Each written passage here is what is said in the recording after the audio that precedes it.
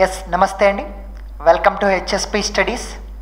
ఇక త్వరలో రాబోయే ఏపీ టెట్ నోటిఫికేషన్కి సంబంధించి అందరూ కూడా ఆతృతగా ఎదురు చూస్తూ ఉన్నారు. ముఖ్యంగా 1, 2 హాఫ్ మార్కులలో పాయింట్లలో మిస్ అయినటువంటి అభ్యర్థులైతే ఎప్పుడెప్పుడు తమని తాము నిరూపించుకుందామా అని చెప్పేసి చాలా ఈగర్గా వెయిట్ చేస్తూ ఉన్నారండి. మరి వారందరూ చిన్న చిన్న మిస్టేక్స్ చేసుకోవడం వల్లనే జాబ్ మిస్ చేసుకున్నారు. ముఖ్యంగా కంటెంట్ విషయంలో methodology, literature, GK, current affairs, perspectives పైన బాగా ప్రాణం పెట్టి చదివారు. వాటిల్లో ఏమో రావాల్సినటువంటి స్కోర్ కంటే ఎక్కువనే వచ్చింది. కానీ దగ్గర ఉంచుకొని ప్యాకెట్లో ఉంచుకొని మిస్ చేసుకున్నటువంటి సబ్జెక్ట్ కంటెంట్ అండి. ముఖ్యంగా కంటెంట్ని ప్రిపేర్ చేసుకునే విధానం తెలియకపోవడం వల్ల, రివిజన్ ఎలా చేసుకోవాలనో తెలియకపోవడం వల్ల బిట్ మిస్ చేసుకున్నారు. సో ఇదేంటంటే మన దగ్గర ఉండి కూడా కోల్పోయినటువంటి సబ్జెక్ట్ ఈ కంటెంట్ అండి. మరి ఈ కంటెంట్ని ఎలా ప్రిపేర్ అవ్వాలి, ఏ అంశాలపైన దృష్టి సారించాలి, అదేవిధంగా క్వశ్చన్ ఏ విధంగా వస్తుంది, దాన్ని ఎలా హైలైట్ చేసుకొని చదువుకోవాలి అన్నటువంటి దానికి సంబంధించి ఈ వీడియోల ద్వారా మీకు ఒక అద్భుతమైనటువంటి కొన్ని టెక్నిక్స్తో పాటు ఒక ప్రిపరేషన్ విధానం కూడా మీకు తెలియజేసే ప్రయత్నం చేస్తాను. ఇక ఎవరైనా సరే సురేష్ హిందీ అకాడమీ అనేటటువంటి యాప్ ద్వారా ఆన్లైన్ క్లాసెస్ పొందాలని అనుకుంటే వెంటనే మీ యొక్క గూగుల్ ప్లేస్టోర్లో ఉన్నటువంటి ప్లేస్టోర్లో సురేష్ హిందీ అకాడమీ అనేటటువంటిది టైప్ చేసి వెంటనే యాప్ని ఇన్స్టాల్ చేసుకోండి. మీ పేరు, మొబైల్ నెంబర్, ఈమెయిల్ ఐడితో రిజిస్టర్ అయ్యి అందులో ఉన్నటువంటి మీకు కావాల్సిన కోర్సుని తీసుకున్నట్లయితే మెటీరియల్ కూడా మేము మీకు ఫ్రీగానే పంపించేస్తాం. 7 days కల్లా మెటీరియల్ మీకు వచ్చేస్తుంది. ఓకేనండి. సో ఇప్పుడు మరి కంటెంట్ని ప్రిపరేషన్ చేసుకునేటటువంటి విధానం ఎలా నేర్చుకోవాలి, ఏ విధమైనటువంటి జాగ్రత్తలు తీసుకోవాలి, అసలు ఏ రకమైనటువంటి యాటిట్యూడ్ ఉండాలి అన్నటువంటిది ఒక్కసారి చూద్దాం. 8th class content. మరి మన ఆంధ్రప్రదేశ్ 8th క్లాస్ కంటెంట్ పుస్తకము పేరు లహర్ 3. లహర్ 3 అండి. లహర్ అనగా అలా అని అర్థం. మరి లహర్ 3, లహర్ అనేటటువంటిది స్త్రీలింగ్ శబ్ద. లహర్ అనేటటువంటిది స్త్రీలింగ్ శబ్ద. మరి దీనికి ఊర్మి అనేటటువంటి పర్యాయవాచి శబ్ద. సో అదేవిధంగా హిలోర్, హిలోర్, తరంగ్. సో ఇవి పర్యాయవాచి శబ్దం ఉన్నాయండి. Lahar. 6th class text book పేరు Lahar 1, 7th class text book పేరు Lahar 2, 8th class text book పేరు Lahar 3, 9th class text book మనం ప్రిపేర్ అవ్వాల్సింది ఇప్పుడు సుగంధ 1, 10th క్లాస్కి అయితే సుగంధ 2 అనేటటువంటి పుస్తకాలు ఏపీ వాళ్ళు ప్రిపేర్ అవ్వాలి. అదే మరి తెలంగాణ వాళ్ళైతే ball Bagicha 1, ball Bagicha 2, ball Bagicha 3, సుగంధ 1, సుగంధ 2 అనేటటువంటి పుస్తకాలు ప్రిపేర్ అవ్వాలి. అటు ఏపీకి ఇటు తెలంగాణకి సమానంగా ఉన్నటువంటి పుస్తకాలు సుగంధ 1, సుగంధ 2 అండి. అంటే 9th క్లాస్, 10th క్లాస్. అయితే కొన్ని పాఠాలు మాత్రం అటు ఇటుగా ఉంటాయి. సో వాటిని తదేకంగా దృష్టిలో ఉంచుకొని తెలంగాణ వాళ్ళు తెలంగాణ పాఠాలు, ఏపీ వాళ్ళు ఏపీ పాఠాలు నేర్చుకోవాల్సి ఉంటుంది. ఓకేనండి. సో ఈ లహర్ 3. మరి లహర్ 3 ఫస్ట్ ఇండెక్స్ గురించి తెలుసుకుందాం. ఇండెక్స్ని విషయ సూచి అని పిలుస్తారు. మరి ఆంధ్రప్రదేశ్లో మరి కొత్త పుస్తకాలు కొత్త విద్యా విధానాన్ని అనుసరించి సెమిస్టర్ 1గా, సెమిస్టర్ 2గా అందజేస్తూ ఉన్నారండి. నేను మొదటగా సెమిస్టర్ 1 గురించి తీసుకుంటూ ఉన్నాను. సెమిస్టర్ 1 ఫస్ట్ ఇండెక్స్ని కంప్లీట్ చేసుకున్నామండి. సెమిస్టర్ 1. మరి సెమిస్టర్ 1లో మనకు 6 పాఠాలు వస్తాయి. సో లెసన్ నెంబర్ 1 దీని పేరు సుబహ్ అండి. సుబహ్. మరి ఇది కవితా విధాలో రాయబడినటువంటి పాఠం. మరి ఈ యొక్క కవిత యొక్క రచయిత, ఈ సుబహ్ అనే కవిత యొక్క రచయిత కవి పేరు శ్రీప్రసాద్ అండి. శ్రీప్రసాద్ గారు. మరి శ్రీప్రసాద్ గారు జన్మించింది 1932, మరణించింది 2012. ఎలా గుర్తుపెట్టుకోవాలి? 32, 32 ప్రసాద్. 32 మనకు ఉన్నటువంటివి 36 పళ్ళు ఉంటాయండి. 32 పళ్ళు అని గుర్తుపెట్టుకోండి. 32 పళ్ళతో ప్రసాదాన్ని తినాలి, నమలాలి అని గుర్తుపెట్టుకోండి. 32 ప్రసాదం నమలాలి. ఇక 12 గంటలు ప్రసాదాన్ని వండాలి అని గుర్తుపెట్టుకోండి. ఓకేనా? 32, 12 32లో జన్మించి 2012లో మరణించారు. మరి ఈయన రాసినటువంటి రచనలు శ్రీప్రసాద్ గారివి ఇక్కడనే కంప్లీట్ చేసుకుందామండి. మేరా సాథీ ఘోడా, మేరా సాథీ ఘోడా అంటే గుర్రం పైన ఎక్కేసి ప్రసాదం తినడానికి వెళ్ళాడు అని గుర్తుపెట్టుకోండి. మేరా సాథీ ఘోడా పర్ చढ़कर ప్రసాద్ ఖానే కే లియే గయా. నెక్స్ట్ ఖిడకీ సే సూరజ్, రెండవ రచన ఖిడకీ సే సూరజ్. మన యాప్లో ప్రత్యేకత ఇదే అండి, ప్రతిదీ ఏదో ఒక కోడ్ ట్రిక్ ద్వారా గుర్తుపెట్టించే ప్రయత్నం చేస్తాను. మేరా సాథీ ఘోడా ఖిడకీ సే సూరజ్, కిటికీలో నుండి సూర్యుడు చూస్తూ ఉండగా ప్రసాదం తిన్నాడు. ఖిడకీ సే సూరజ్ దేఖ్తే హుయే ప్రసాద్ ఖాయా అని గుర్తుపెట్టుకోండి. మరి ఈయనకి లభించినటువంటి అవార్డులు బాల భారత్ ఒకటి, మొదటిది బాల సాహిత్య పురస్కార్, రెండవది భారతీ సమ్మాన్ పురస్కార్, భారతీ సమ్మాన్ పురస్కార్. సో బాల సాహిత్య భారతీ సమ్మాన్, రెండు భాలతో ప్రారంభమవుతాయి. ఈ రెండు శ్రీప్రసాద్ గారివండి. సో ఇది सुबह कविता.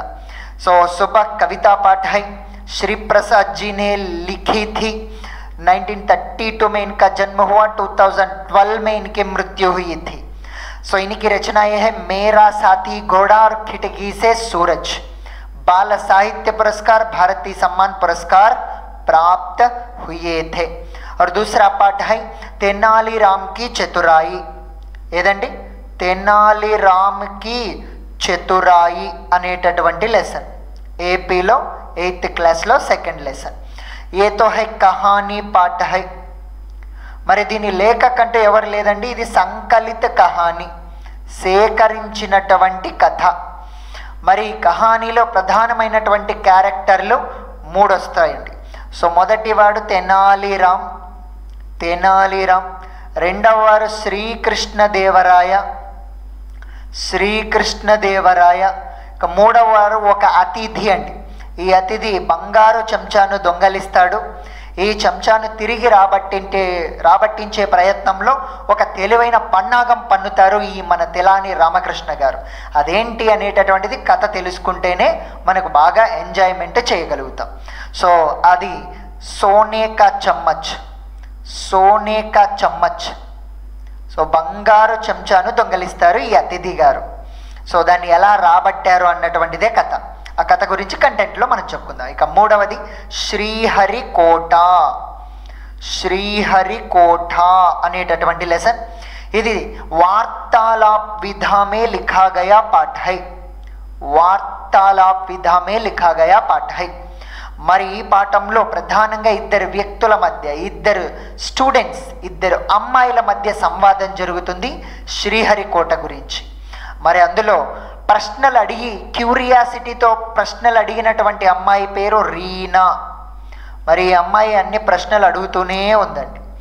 మరి రీనా అడిగిన ప్రశ్నలకి సమాధానం చెప్పినటువంటి అమ్మాయి పేరు సుజాత. సో మరి సమాధాన్ దేనే వాలి లడకి, సమాధాన్. మరి ఇందులో షార్ అనేటటువంటి కేంద్రం గురించి వస్తుంది. సో షార్ అనగా శ్రీహరికోట రేంజ్ అండి. దీన్ని తర్వాత సతీష్ ధవన్ అంతరిక్ష కేంద్రగా పేరు మార్చేస్తారు. సతీష్ ధవన్ గారికి పద్మభూషణ్ అవార్డు కూడా లభిస్తుంది. షార్ అనేటటువంటిది ఎక్కడుందంటే నెల్లూరు జిల్లా సూళ్ళూరుపేట మండలంలో ఉందండి. దీని పక్కనే పులికాట్ సరస్సు కూడా ఉంది. పులికాట్ झील ఉంది. సో నెల్లూరు జిల్లా, అదేవిధంగా సూళ్ళూరుపేట మండలంలో ఈ శ్రీహరికోట ఉంది. ఓకేనండి. సో మరి దీనికి సంబంధించినటువంటి వివరాలు అక్కడ తెలుస్తాయి మనం కంటెంట్ చెప్పుకునేటప్పుడు. సో ఇప్పటికీ మనము దగ్గరగా కంటెంట్లో ఏమేం కంప్లీట్ చేసుకున్నామంటే సెమిస్టర్ 1లో సుబహ్, అదేవిధంగా తెనాలిరామ్కి చతురాయి, శ్రీహరికోట.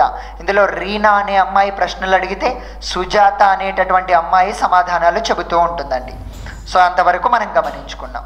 ఇక తర్వాత తీసుకున్నట్లయితే నెక్స్ట్ 4th లెసన్, ఇందులో గీత్ అనేటటువంటి కవిత అండి.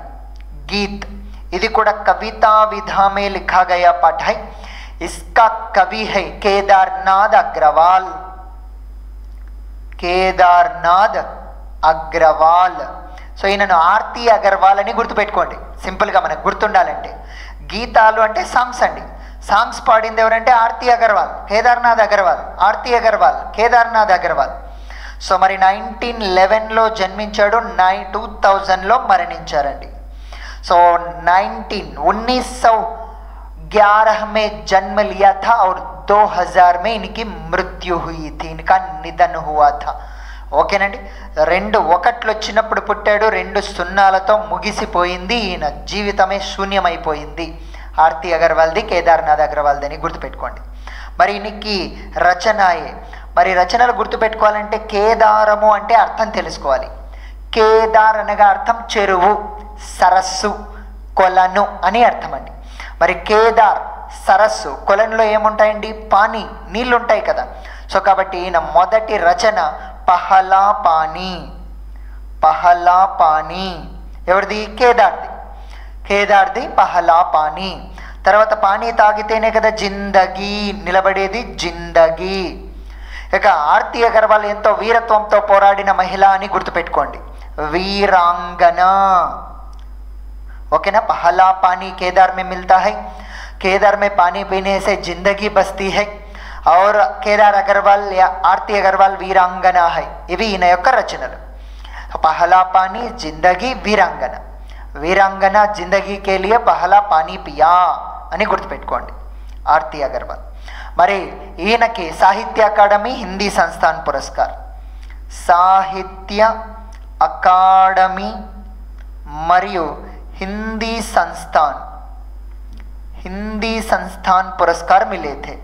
अदे श्री प्रसाद गारिकैते बाल साहित्य भारती सम्मान पुरस्कार, केदारनाथ अग्रवाल गारिकैते साहित्य अकाडमी, हिंदी संस्थान पुरस्कार. इक 5వ పాఠం పేరు కూడేదాన్ అండి, కూడేదాన్. మరి ఇది ఒక ఆత్మకథా పాఠం అండి, కల్పిత ఆత్మకథా పాఠం. మరి ఇందులో గ్రీన్ డస్ట్బిన్, గ్రీన్ కూడేదాన్, హరా కూడేదాన్ తన ఆత్మకథను చెప్పుకుంది. ఎవరండి? హరా కూడేదాన్. ఈ ఆత్మకథ ఎవరిదంటే హరా కూడేదాన్ అండి. మరి ఇక్కడ ప్రధానంగా హరా కూడేదాన్ గురించి మరియు కాలా కూడేదాన్ గురించి మరియు నీలా కూడేదాన్ గురించి, ఈ మూడింటి గురించి వస్తాయి. హరా, కాలా, నీలా.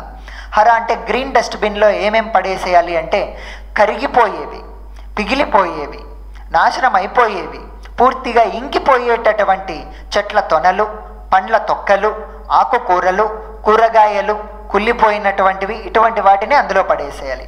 సో నష్ట హోనే వాలే, जो नष्ट होने वाले जैसे सब्जी, फल ఇలాంటివండి. ఓకేనా? ఇక కాలా, బ్లాక్ కలర్ డస్ట్బిన్లో ముఖ్యంగా medical bio wastage, date expire అయినటువంటివి, అదేవిధంగా ఇంజక్షన్లు, ప్లాస్టర్లు, మనకి వేసుకున్నటువంటి బ్యాండేజ్లు, ఇలాంటివి ఏవైతే కనుక రక్తము, వైరస్లు, బ్యాక్టీరియాలతో కూడుకొని ఉంటాయో అటువంటివి. సో ముఖ్యంగా జీవాణు ఫైలానే వాలే లేదా మెడికల్ వేస్టేజ్, వీటిని బ్లాక్ కలర్, ఎందుకంటే డేంజర్ అన్నటువంటి దానికి గుర్తుగా. ఇక నెక్స్ట్ నీలే. సో మరి బ్లూ కలర్ డస్ట్బిన్లో ఎప్పటికీ కరిగిపోనివి, నాశనం అవ్వనివి. సో నష్ట నా హోనే వాలే సామాగ్రి, ముఖ్యంగా ఇనుప వస్తువులు, ప్లాస్టిక్ వస్తువులు, రబ్బరు వస్తువులు. ఓకేనండి, ప్లాస్టిక్, లోహ, రబ్బర్, ఈ మూడింటి సామాగ్రిని మనం బ్లూ కలర్ డస్ట్బిన్లో పడేస్తాం. నెక్స్ట్ హోనే వాలే అయితే హర, నెక్స్ట్ నా హోనే వాలే అయితే నీల, జీవాణు, మెడికల్ అయితే కాలా అండి. ఇది కూడేదానికి సంబంధించి. ఇక తర్వాత నెక్స్ట్ 6th లెసన్, అంటే ఈ సెమిస్టర్ 1లో చివరి లెసన్ అండి, మిత్రకో పత్ర. బాగా గుర్తుపెట్టుకోవాలి, మిత్రకో పత్ర అనేటటువంటిది. ఇది పత్రలేఖన విధాలో రాయబడినటువంటి పాఠం. పత్రలేఖన విధాలో మరి ముఖ్యంగా ఇందులో అయాన్ అనేటటువంటి వాడు లేఖ రాస్తాడండి. సో లేఖ రాసేవాడిని ఏమంటామంటే ప్రేషక్ అంటాం, లేదా లేఖక్ అని అంటూ ఉంటాం. మరి లెటర్ని పొందేవాడిని చదివేవాడిని ఏమంటామంటే ఎస్ పావక్ లేదా గ్రాహక్. మరి ఈ పాఠంలో పావక్ ఎవరంటే కృషిత్ అనే అబ్బాయి అండి. ఈయననే పావక్ లేదా గ్రాహక్ అండి. మరి అయాన్ అనేవాడు ఎక్కడ నుండి లెటర్ రాశాడంటే కడప అండి. కడపలో జీవిస్తూ ఉంటాడు, కడప నుండి లెటర్ రాశాడు. మరి కృషిత్ అనేవాడు ఎక్కడ ఉంటాడంటే విజయవాడలో ఉంటాడండి. విజయవాడలోని అశోక్ నగర్లో ఉంటూ ఉంటాడు. మరి దేని గురించి ఈ అయాన్ లేఖ రాశాడు అంటే స్వాస్థ్యకే బారేమే, యోగా గురించి, ప్రోటీన్స్, విటమిన్స్, పోషక తత్వాలు, వీటన్నింటి గురించి, సూర్య నమస్కారాలు, వ్యాయామం, వీటన్నింటి గురించి రాశాడు. సో ఇది స్వాస్థ్యకే బారేమే పత్ర లిఖా థా. ఓకేనండి, ఇది సెమిస్టర్ 1కి సంబంధించి. ఓకేనా, ఒక్కసారి రివిజన్ చేసే ప్రయత్నం చేస్తాను. జాగ్రత్త. సుబ్బ కవితా పढ़ाई శ్రీ ప్రసాద్ 1932-2012. मेरा साथी घोड़ा खिड़की से सूरज, बाल साहित्य पुरस्कार, भारतीय सम्मान पुरस्कार. दूसरा पाठ है तेनालीराम की चतुराई कहानी पाठ संकलित पाठ. ఇందులో క్యారెక్టర్లు తెనాలీరామ్, శ్రీకృష్ణదేవరాయ అతిథి.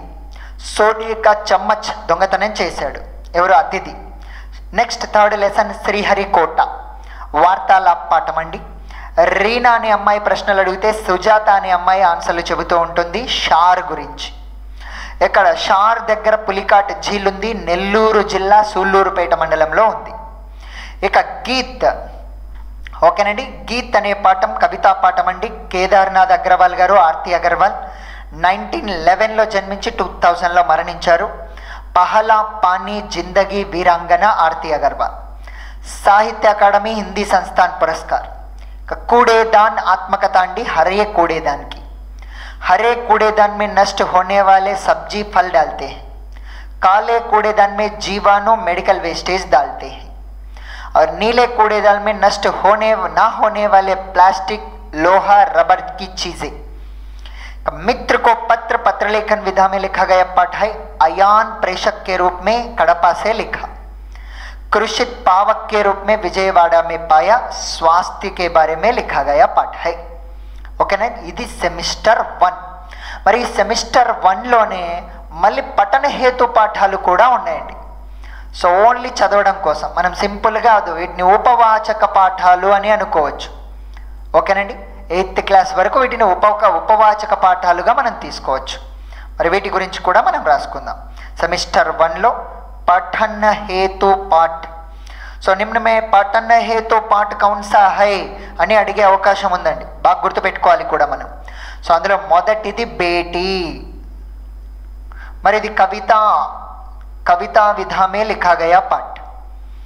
బేటీ కవితా విधा में लिखा गया पाठ. ఇక నెక్స్ట్ రెండవది మై కౌన్ అనేటటువంటి పఠన హేతు పాఠ. మరి ఇది పహేలియా, పొడుపు కథల్లాగా రాయబడినటువంటి పాఠం మై కౌన్. సో ఇందులో ఓస్ మంచు బిందువు తన గురించి తాను చెప్పుకొని నేను ఎవరిని అని ప్రశ్నిస్తుంది. తర్వాత ఛతరి కూడా తన గురించి తాను చెప్పుకొని నేను మై కౌన్ హూ అంటుంది. తితలి కూడా తన వివరాలు చెప్పి ఎవరినో కనిపెట్టండి అంటుంది. నారియల్, తర్వాత చివరగా తాలా. ఈ 5ంటికి సంబంధించిన పహేలియా. ఓకేనండి, పహేలియా. దీనికి ప్రహేళిక అనేది తత్సమ శబ్దం అండి. పహేలికి ప్రహేళిక అనేది తత్సమ శబ్దం.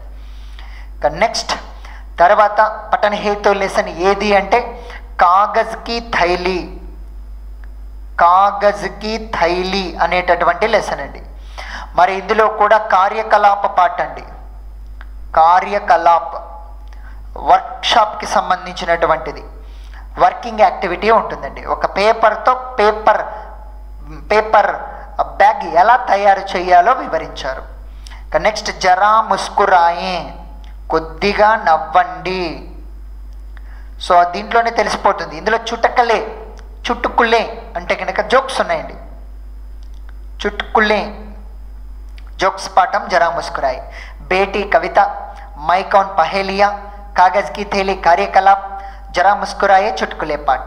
ఇంతటితో సెమిస్టర్ 1 అయిపోయింది. నెక్స్ట్ సెమిస్టర్ 2 గురించి చూద్దాం. సెమిస్టర్ 2 సెమిస్టర్ 2 అండి, బాగా గుర్తుపెట్టుకోవాలి ఇది. మరి సెమిస్టర్ 2లో ఎన్ని లెసన్లు ఉన్నాయి? సో మరి సెమిస్టర్ 1లో అయితే 6 లెసన్స్ కదండి. మరి సెమిస్టర్ 2లో ఇక్కడ కూడా 6 లెసన్సే ఉంటాయి. ఓకేనా? 6 అందులో మొదటి లెసన్ పేరు ధరతీ కీ షాన్ అనే కవితా పాఠం అండి. ధరతీ కీ షాన్, షాన్ అనేది స్త్రీలింగ్, బాగా గుర్తుపెట్టుకోవాలి. కవితా పాఠ హై. మరి ఎవరు రాశారు దీన్ని? పండిత్ భరత్ వ్యాస్. పండిత్ భరత్ వ్యాస్. ఎలా గుర్తుపెట్టుకుంటారు? ధరతి అంటే భూమి, మన భూమి ఏది? భారత భూమి. భరత్, ధరతి, భారత్. మన ధరతి పేరు భారత్ అని గుర్తుపెట్టుకోండి. ధరతి ఉంటే భారత్ రావాలి, ఈజీగా గుర్తుంటుంది కదా. నెక్స్ట్ మరి భరత్ వ్యాస్. భరత్ అంటే మహాభారత యుద్ధం అని గుర్తుపెట్టుకోండి. భారత్ అంటే మహాభారతం, మహాభారత యుద్ధం. యుద్ధంలో ఎన్ని పర్వాలు ఉన్నాయి? 18 పర్వాలు. ఎన్ని రోజులు జరిగింది? 18 రోజులు జరిగింది. కాబట్టి 1918లో జన్మించి మరి 1982లో మరణించాడు. 18 మహాభారత యుద్ధంలో 18 రోజులు జరిగాయి. అందులో మహాభారతంలోని పర్వాలు కూడా 18. ఓకేనండి. మరి ఈయన హిందీ ఫిల్మీ గీతకార్. హిందీ ఫిల్మీ గీతకార్ అండి, సినీ గేయ రచయిత. ఓకేనా? సో ఎక్కడైనా మనకి కవుల యొక్క పుట్టిన సంవత్సరాలే అడుగుతూ ఉన్నాడు, చనిపోయిన వాటికంటే పుట్టిన సంవత్సరాలే అడుగుతూ ఉన్నాడు. అది బాగా ఒక చాలా హింట్ వర్డ్ అండి, హింట్ కూడా. సో వాటినే ఫోకస్ చేయండి. హిందీ ఫిల్మీ గీతకార్ అండి ఎవరు? పండిత్ భరత్ వ్యాస్. ఇక తర్వాత సెమిస్టర్ 2లో సెకండ్ లెసన్ పరిశ్రమ్ కా ఫల్ అండి. ఏదండి? పరిశ్రమ్ కా ఫల్ అనేటటువంటిది. ఇది కూడా కహానీ పార్ట్ అండి. సెమిస్టర్ 1లో కహానీ పార్ట్ ఏదుంది? ఎస్, తెనాలి రామ్ కి చతురాయి. సెమిస్టర్ 2లో అయితే పరిశ్రమ్ కా ఫల్. మరి ఇందులో కస్తూరి అనేటటువంటి అమ్మాయి ఏ విధంగా తన జీవితంలో ఉన్నత స్థానాన్ని చేరుకున్నది అనేటటువంటిదే ఈ కథ. మరి కస్తూరి అనేటటువంటి అమ్మాయి యొక్క పిత, తండ్రి గారు ఏం చేస్తూ ఉంటాడంటే ఒక జులాహా అండి. సో కాబట్టి సాడీ బుననేకి కలామే పట్టు, చీరలు నేయడంలో పట్టు కలిగినటువంటి వాడు. మరి పితాసే, తండ్రి గారి నుండి సాడీ బుననా సీఖలి. ఇక్కడ చాలా ఇంపార్టెంట్ అండి. సాడీ బుననా సీఖలి ఎవరి నుండి అండి? తండ్రి గారి నుండి. కానీ ఎవరి ప్రేరణతో డిప్యూటీ కలెక్టర్గా మారిందంటే మాకి ప్రేరణాసే. ఇది బాగా గుర్తుపెట్టుకోండి. మాకి ప్రేరణాసే డిప్టీ కలెక్టర్ బని. మరి ఇంట్లో ఎవరికి సహాయం చేసేది? మదద్, మాకి మదద్. ఘర్ మే మాకి మదద్ అండి, ఇది బాగా గుర్తుపెట్టుకోండి. ఓకేనా? నెక్స్ట్ తర్వాత వాళ్ళ ఊర్లో ఒక సంస్థను కూడా స్టార్ట్ చేసిందండి, కరిఘేకి శిక్షణ సంస్థ. కరిఘేకి శిక్షణ సంస్థను స్టార్ట్ చేసిందండి. సో పితాసే సాడీ బుననా सीखली, माँ की प्रेरणा से डिप्टी कलेक्टर बनी, माँ की मदद करती थी, కరిఘేకి శిక్షణ సంస్థ కలెక్టర్ అయిన తర్వాత స్టార్ట్ చేసిందనమాట. ఓకేనండి. ఇక తర్వాత నెక్స్ట్ థర్డ్ లెసన్ ఇందులో సర్దార్ అనేటటువంటి లెసన్ అండి. సర్దార్ మీరంతా నాలాగే రాసుకుంటూ ఉండాలి నోట్స్ కూడా, అప్పుడు ఈజీ అయిపోతుంది. మరి ఇది ఒక జీవని పాఠం అండి. సో బయోగ్రఫీ మరి పేరులోనే తెలుస్తుంది ఎవరిది అంటే సర్దార్ వల్లభాయ్ పటేల్ది. వల్లభభాయ్ పటేల్ జీకా. సో ఆయన యొక్క జీవని. మరి ఈయన చిన్నతనంలో జరిగినటువంటి ఒక సంఘటనలో పైర్ కి చోట్, సో కాలికి దెబ్బ తగులుతుంది స్కూల్కి వెళ్ళేటప్పుడు. తగిలిన తర్వాత రాయిని కూడా తీసి పెకలించేసి పక్కన పడేస్తాడు. అప్పుడు వాళ్ళ టీచర్ మెచ్చుకుంటాడు. అందరూ సో మరి పక్కకు తప్పుకొని వస్తారు, నువ్వు రాయినే పెకలించేసావు, నువ్వు సమస్యను దాటుకొని వచ్చేవానివి కాదు కానీ సమస్యను నివారించేటటువంటి వ్యక్తివి అని చిన్నప్పుడే మెచ్చుకుంటాడు. మరి ఈ సర్దార్ వల్లభాయ్ పటేల్ గారు మరి పెద్ద అయిన తర్వాత గుజరాత్ రాష్ట్రంలోని బార్డోలీలో సో ఒక సత్యాగ్రహంలో పాల్గొంటారండి. అది కిసాన్ ఆందోళన్లో పాల్గొంటారు. సో బార్డోలి కిసాన్ ఆందోళనలో పాల్గొంటారు. ఇక్కడ పాల్గొన్నందుకు గాను ఈయనకి సర్దార్ అనేటటువంటి ఉపాధి లభిస్తుంది. సో దీన్ని బ్రిటిష్ వాళ్ళు పన్ను ఎక్కువగా వేయడంతో రైతులంతా అల్లాడిపోతారు. రైతుల తరపున పోరాడి విజయం సాధిస్తాడు. అప్పుడు అందరూ సర్దార్ అని పిలుస్తారు. అంతేకాకుండా ఈయనను లోహ పురుష్ అని కూడా పిలుస్తారు, ఉక్కు మనిషి అని కూడా అంటూ ఉంటారు. మరి ఈయన భారతదేశానికి మొట్టమొదటి గృహమంత్రి, సో మొదటి హోమ్ మినిస్టర్ మరియు ప్రథమ ఉప ప్రధానమంత్రి ఎవరండి? సర్దార్ వల్లభభాయ్ పటేల్ గారు. మరి ఈయనకి గుర్తుగా 2014 అక్టోబర్ 31న రాష్ట్రీయ ఏకతా దివస్ జరపాలి అని నిర్ధారించారు. ఏం జరపాలండి? రాష్ట్రీయ ఏకతా దివస్ జరపాలి అని తీర్మానించారు. ఎందుకండి? ఏకత అంటే గనక ఇంటిగ్రిటీ, సమైక్యపరచడం అని అర్థం అండి. సో 398 సంస్థానాలను, స్వదేశీ సంస్థానాలను మరి సమైక్యపరిచాడు. కాబట్టి మనకి స్వాతంత్రం రాగానే మన భారతదేశం అంతా కూడా చిన్న చిన్న రాజ్యాలుగా ముక్కలుగా ఉండేవి. ఎవడి రాజ్యాన్ని, ఎవడి జిల్లాను, ఎవడి రాష్ట్రాన్ని వాళ్ళు పరిపాలించుకునేవాడు.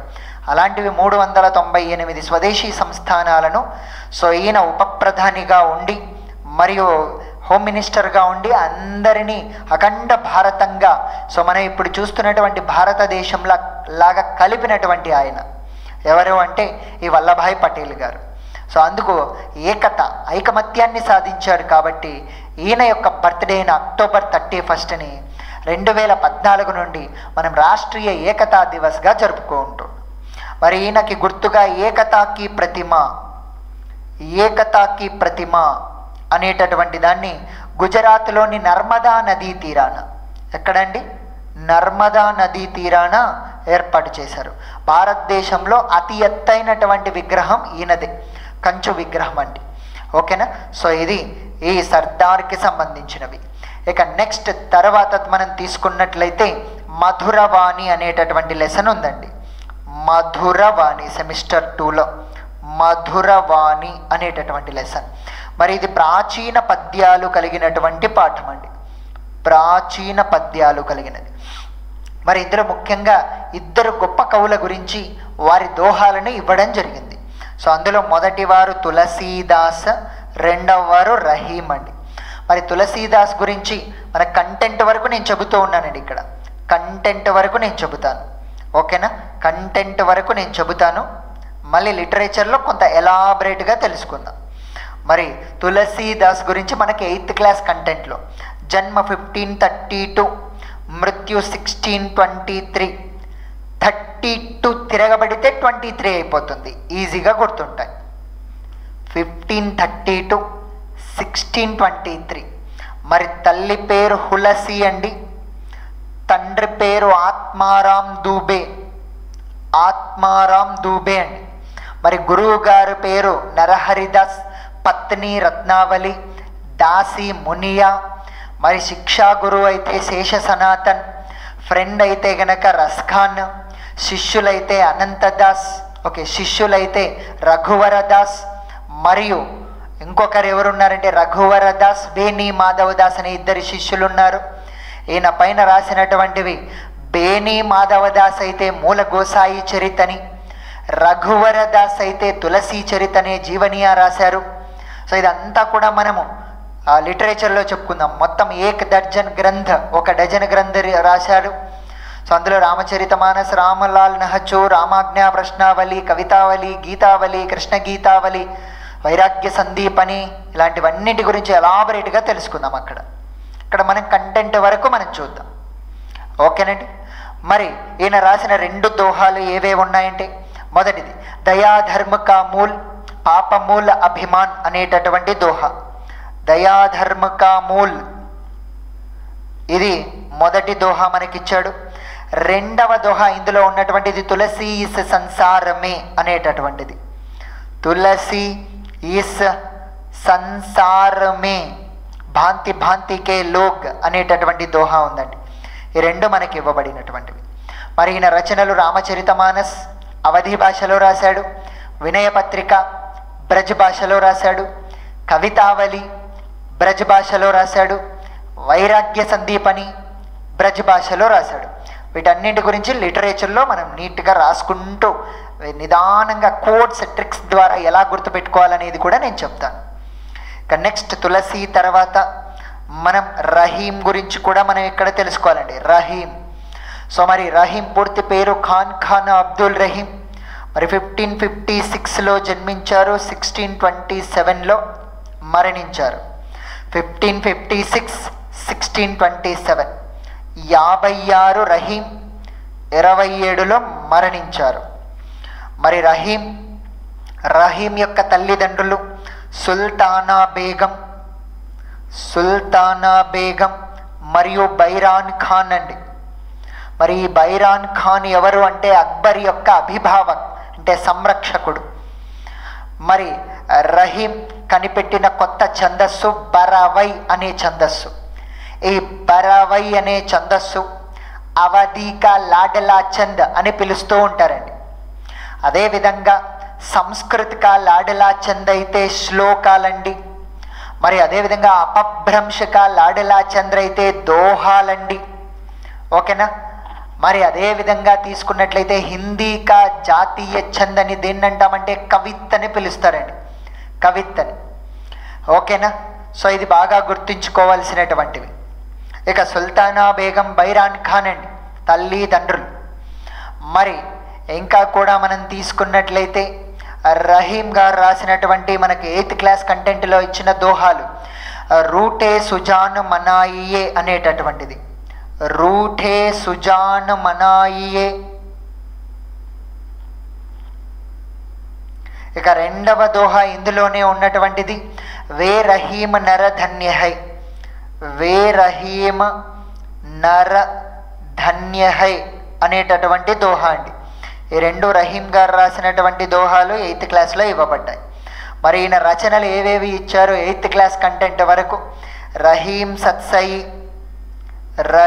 సత్సయి అండి. మరి ఇది బ్రజ్ భాషలో రాయడం జరిగింది. ఇక తర్వాత తీసుకున్నట్లయితే బరవై నాయికా బేదండి.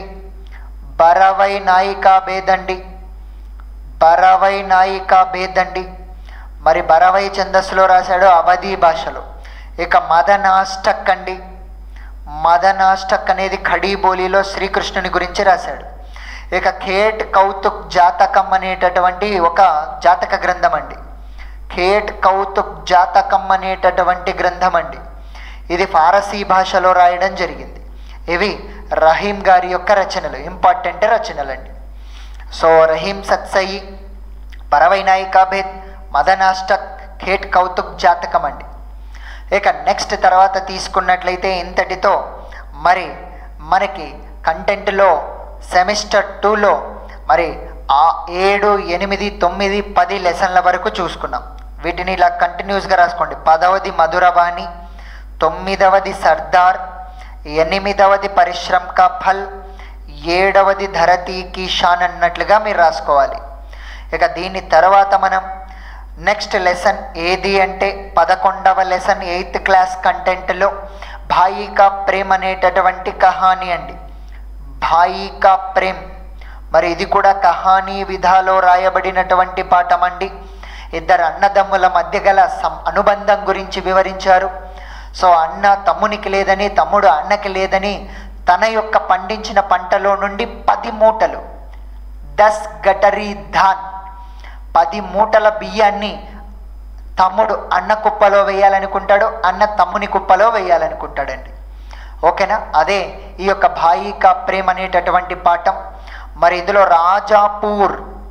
రాజాపూర్ అనేటటువంటి గ్రామానికి సంబంధించినటువంటి పాఠం. ఇందులో బడే భాయి అన్నయ్య గారు. సో ఈయన బాల్ బచ్చోం వాలా అండి. బాల్ బచ్చోం వాలా అంటే పిల్లా జల్లా కలిగినటువంటి వ్యక్తి. మరి ఛోటాబాయి అంటే తమ్ముడు ఉంటాడండి ఈయనకి, ఛోటాబాయి. ఈయన నిస్సంతాన్ అండి, ఈయనకు పిల్లా జల్లా ఎవరూ లేరు. మరి వీళ్ళిద్దరూ ఎవరు ఎన్నెన్ని పంచుకోవాలని అనుకుంటారో అవతల దాంట్లో వేయాలనుకుంటారంటే ఇద్దరూ కూడా 10 గటరీని. ఇద్దరు కూడా తల మీద పెట్టుకునేది మాత్రం ఒక గటరీ మాత్రమే, ఏక్ గటరీ సిర్ పర్ రఖా. వెయ్యాలనుకున్నది మాత్రం 10 గటరీ అండి. ఓకేనా? ఇక నెక్స్ట్ తర్వాత పాఠం. సో మరి జో దేఖ్ కర్ భీ నహీ దేఖ్తే అనేటటువంటి చివరి పాఠం. జో దేఖ్ కర్ భీ నహీ దేఖ్తే, నహీ దేఖ్తే అన్నటువంటి పాఠం. ఇది ఒక సంస్మరణ పాఠం అండి.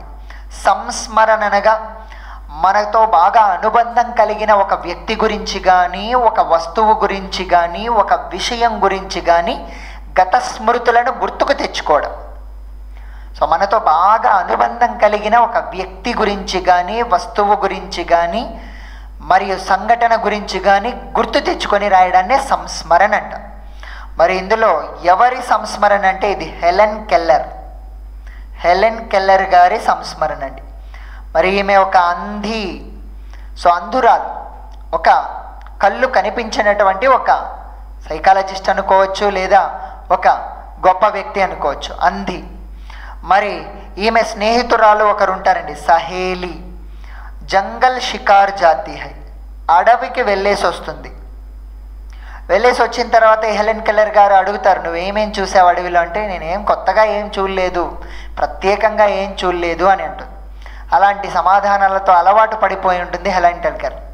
మీ కళ్ళు ఉన్న వాళ్ళంతా ఇంతే, కళ్ళు పెట్టుకొని కూడా ఏం సరిగ్గా చూడలేరు, అలాంటి కళ్ళు లేని వాళ్ళే మొత్తం ఆస్వాదించగలుగుతారు అని చెప్తుంది. ముఖ్యంగా ఈ పాఠంలో వసంతకి కలియా, వసంత ఋతువులో వచ్చేటటువంటి మొగ్గల యొక్క అందం గురించి, అదేవిధంగా చిడియా స్వర్, పక్షుల యొక్క స్వరాల గురించి, అదేవిధంగా ఇంకా భోజ్ కా పేడ్, భోజవృక్షం యొక్క చెట్టు బెరడు గురించి, భోజ్ కా పేడ్, వీటన్నింటి గురించి ప్రస్తావన వస్తుంది. ఓకేనండి? సో వసంత కలియా, చిడియా స్వర్, భోజ్ కా పేడ్ గురించి. ఈ భోజ్ కా పేడ్ గురించి 2025 డిఎస్సిలో కూడా అడగడం జరిగింది. తాడ్ కా పేడ్, భోజ్ కా పేడ్, ఈ రెండింటిలో ఏది అని చెప్పేసి. ఓకేనండి? సో మరి ఇది హెలెన్ కెల్లర్ గారి సంస్మరణ, జో దేఖ్ కర్ భీ నహీ దేఖ్తే.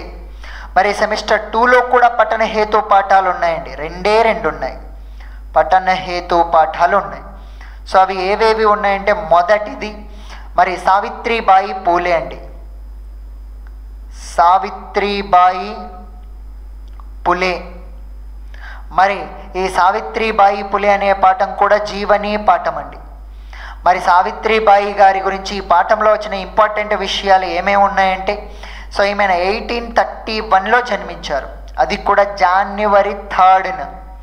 ఎక్కడ అంటే మహారాష్ట్రలో ఉన్నటువంటి మరి సతారా జిల్లా, సతారా జిల్లాలో నాయిగావ్ అనేటటువంటి గ్రామంలో జన్మించారు.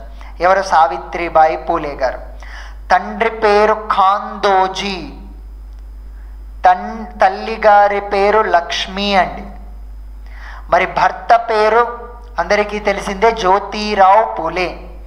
భర్త పేరు జ్యోతిరావు పులే.